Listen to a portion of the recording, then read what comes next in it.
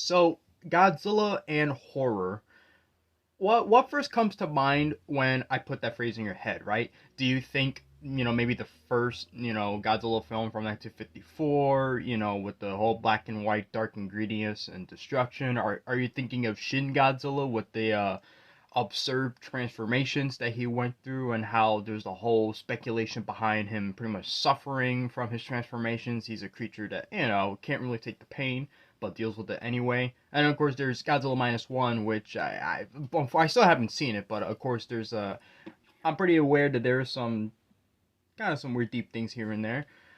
Well, Playmates Toys have put that to the test with the one of their latest figures, and honestly, this has to be one of the most weirdest Godzilla figures I've ever seen. Like, I'm just gonna dedicate this entire video just talking about that one particular figure. It is nuts. I don't even know where to really go about it. Uh, you know, this whole video just dedicates this one figure. So without further ado, let's kind of begin. So of course, this is the Godzilla X Kong toy line, obviously based off of the new movie. A lot of leaks, a lot of stuff. I mean, at this point, I'm convinced that they're out in stores already. There's no way that this is all gonna be like for like a later date or so. There's people already buying them, stuff like that, hitting Walmart stores. For the most part, I don't know. I hope to go to Target too because I don't want this to be a Walmart exclusive again. But holy crap, we need to talk about the Titan Evolution Godzilla figure. It's this is horrifying. I'm just gonna give you the little nitty gritty of it and basically get to the point as to what it does. So it's a 7-inch Godzilla figure, which is nice. So it's basically the same height as the Battle Roar figures because those are supposed to be 7 inches. But the thing is though, is you get like, so you get this figure, right? And I kid you not, this is not a joke. You can actually literally like peel off the skin. Like you can actually like remove, like at first they want you to remove the chest and then they be like, and there's even like a commercial for it and everything too. I mean, this was first online, but the guy describing how the mechanic works, he's like, oh, it's easy and fun. And I'm like, easy and fun? This poor creature. And then you gotta like remove the headpiece. Basically, it's almost like, I mean, for the most part, it seems like Godzilla's been hibernating. I have no idea. You know how like with snakes when their skin kind of like, you know what I mean? How do I say it? I know there's a name for it. There's a term for it. So I get what they're trying to do. Wow, I'm such an idiot. I literally forgot what you call that. I mean, it's a nature thing, obviously, but you get the point, right? I'm guessing that's what they're trying to implement because in the movie he evolves. He's slightly bigger. His spikes now they're pink. Sorry about that. Now they're like a pinkish, reddish color. You get the idea, right? And you can literally take off the entire thing because it's made out of rubber, pretty much. I don't know what kind of material we're talking about here because obviously when I first think about rubber, I think that if you're not too careful with it, you're definitely gonna rip at least something. So I kind of do wonder how that's gonna translate. Literally, as you're tearing it off, it's supposed to reveal, of course, another Godzilla underneath. Basically, the base Godzilla figure with all the rubbery stuff on top of it, basically, that's supposed to be based off of like how he normally looks in the previous films, but you can take it off to reveal his ultimate form or however they described it in the video and all that.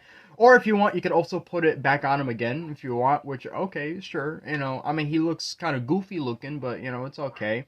I do appreciate that the figure, itself is at least articulated in a sense. You could definitely see that the arms can actually move wide now because previous Godzilla figures couldn't really do that.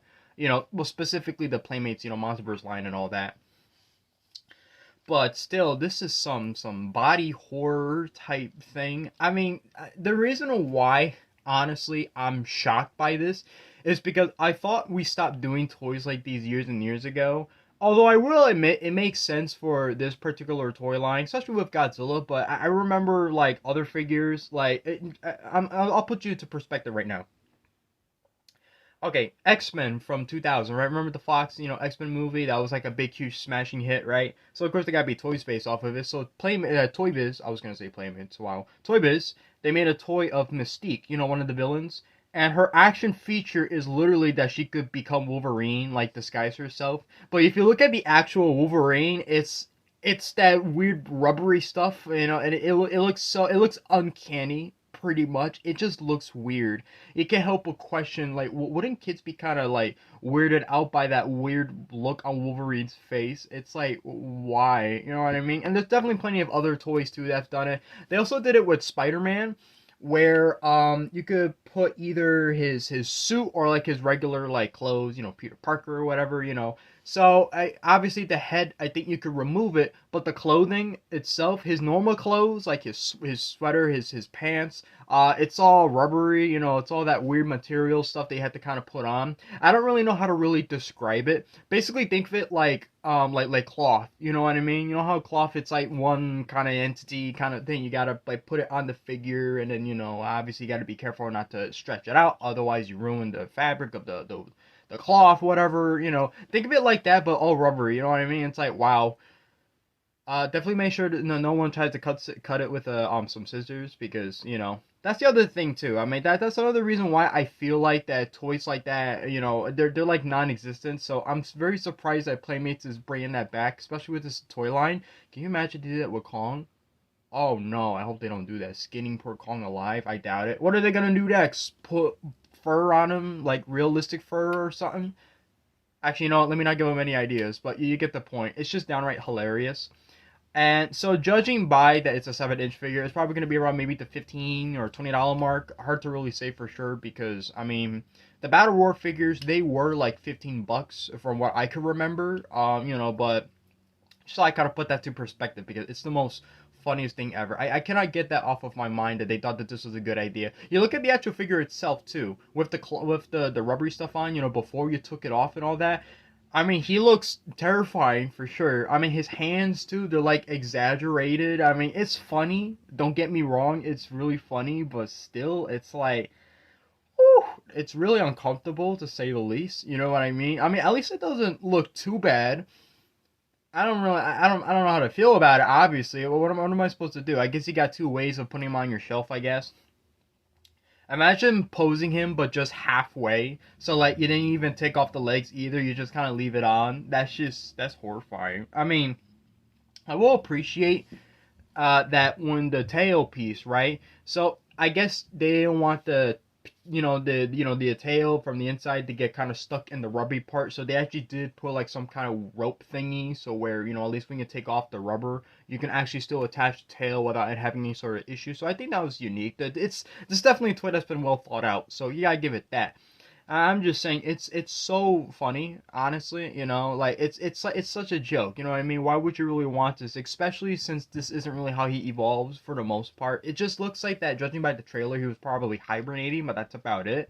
I'm not trying to throw some shade. I mean, I'm gonna buy his figure either way. Let's be honest here. It is like, wow, it's horrifying, but it's so creative at the same time. It's like, wow, Blame must be cooking for sure. I don't know what's been going on. It is what it is, though. I'm not complaining. I mean, it's such a funny figure, but like, you can't help but enjoy it for how goofy and kind of disturbing it is. But whatever.